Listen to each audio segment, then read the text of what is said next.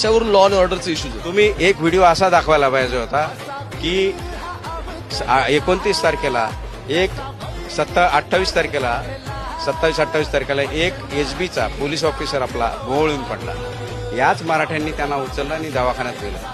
त्याच्या आधी 1 तास आधी 3:24 मी पोलीस प्रशासनाला हात जोडून विनंती केली होती आणि याचे दाखले आणि याचे सुद्धा व्हिडिओ आहेत. याचे सुद्धा व्हिडिओ हे दाखवलं पाहिजे.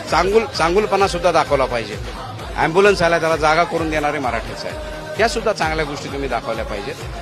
अन्य लोकांना वेठीस न धरणं किंवा त्याचा त्रास न होणं या गोष्टींचा सुद्धा एक बेस तयार करून दिला पाहिजे, कारण तुम्ही तो वकील आहात. यासाठी तुम्ही दादांचे ते व्हिडिओ दाखवले पाहिजेत की त्यांनी सांगितलं माझा फोटो लावतील, माझा छातीवर ड्रेस टाकतील आणि वेगळे कृत्य करतील. अशी काही लोक तिथे होते. आपल्याला तर असं कल्पना आहे आणि होऊ शकतं आणि ते झालंही असावं.